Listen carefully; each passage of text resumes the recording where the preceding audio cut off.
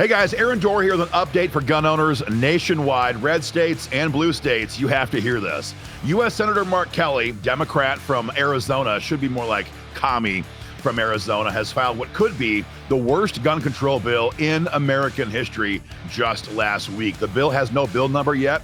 It's that new. It's called the GoSAFE Act. Now, anytime a radical Democrat names his pet gun control bill, you know the bill does the exact opposite of what the name would suggest. So far from being about safety, the GoSafe Act should be named the Disarm America Act. This bill is far more comprehensive than the garden variety assault weapons bans the Democrats have been filing for the last 30 years, both in Congress and in state capitals. If you're pressed for time, guys, whatever else you do, hit the link below and sign your petition so your senators know you're 100% opposed to the GoSafe Act or any other bill that confiscates our firearms. If you have a little more time, I want to explain to you in detail a significant shift that's underway right now in terms of messaging and tactics from today's Democrats.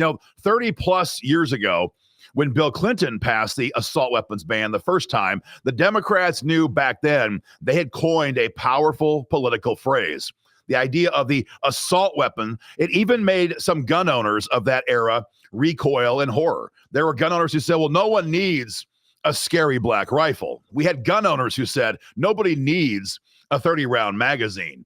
And many of them were defensive about the Second Amendment because back in those days, many gun owners believed that for the most part, we have a Second Amendment for sport shooting, for hunting, maybe for some self-defense. They were defensive about the real use of the Second Amendment.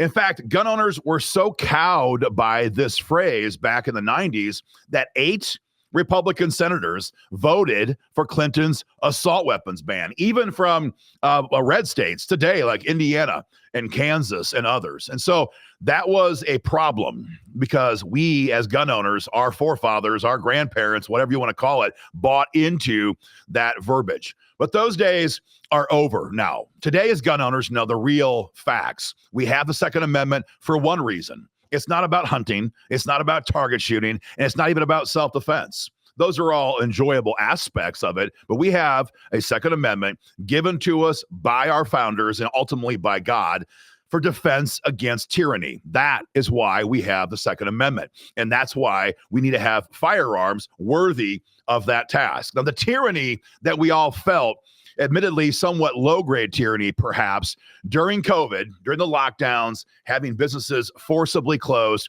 all of that gave Americans a new realization as to just how close we could be in our own country, not across the ocean, but right here at home with our own government going tyrannical.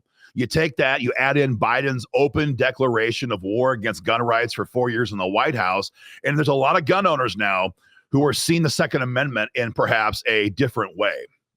So these more current generations of gun owners, us, you, me, we don't think like they did in 1994. And we have spent 20 plus years as gun owners crushing the careers of politicians who vote for any version of a assault weapons ban. So that's a big shift. It went from being a good phrase for the Democrats to use to now we know as gun owners, anybody who supports that needs to be rooted out at election time, and hundreds of lawmakers across the country, whether it's in Congress and in state capitals, have been crushed and defeated at election time because they supported so-called assault weapons bans. So that brings us to where we are today with the GoSafe Act. You see, the Democrats have now officially discarded using the phrase assault weapons ban. You will rarely ever hear that again. And when you do, it's going to be from newer politicians or not serious politicians, from people who are perhaps new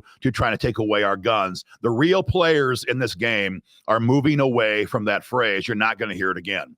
The reason for it is very simple. They want to lull gun owners to sleep because using the name assault weapons ban has galvanized us in a way that few other phrases ever have in the gun rights community. And they also, of course, want to protect Democrat lawmakers who otherwise don't want to vote for this stuff. So that's a major messaging change in the gun control space from today's Democrats, I want you guys to be aware of. But there's also been a change in terms of the tactics regarding the bills that they're filing. We saw this just last month in Colorado, and we're seeing this now with the GoSAFE Act in Congress. These bills are actually, well, they have this innocent sounding name. They're far more comprehensive. They ban far more firearms than a garden variety assault weapons ban ever did. The old version of an assault weapons ban applied to gas-operated semi-automatic rifles with a detachable magazine that had one or more of the following, things like a collapsible stock or a pistol brace or a flash suppressor. It had to be a combination of features. But today's bill, the GoSAFE Act from Mark Kelly, and again, what became law in Colorado just a couple weeks ago, it bans the purchase of all gas-operated semi-automatic firearms with a detachable magazine. There is no more need to have one or two of the following characteristics. If the firearm is gas-operated, like your AR-15, if it has semi-automatic functionality and it has a detachable magazine, that would be banned under the bills that are being passed into law today. Now, Colorado has a carve-out. If you get a special permit, you can still buy one of these for the time being. But the GoSafe Act does not have this. It is a straight-up attempt to leave Americans armed with antiques and lever-action rifles and bolt-action guns, basically turning America into Australia, where all we would have would be antiques and hunting firearms. But it goes far beyond just that. It also, of course, bans so-called high-capacity magazines. You could not buy any more of them. Caps us at 10 rounds capacity. It also creates a specifically named list of banned firearms. And once this list is in place, the next time some criminal uses a gun not on the list for a mass casualty situation, the Democrats will then open up the bill and they'll add a whole bunch more guns onto that list. It also prohibits transferring these firearms with almost no exceptions. So you can't sell it. You can't give it away to a hunting buddy. The only option you have is to give it to the government or give it to your kids if they want your firearms. Otherwise, these guns die with you. And that's their goal. They want to generationally disarm the American people. The bill also criminalizes homemade firearms. You call them whatever you want, 80% lowers. There's lots of phrases for this. The reason is very simple. These people are commies. They want to track, trace, and register every gun we have.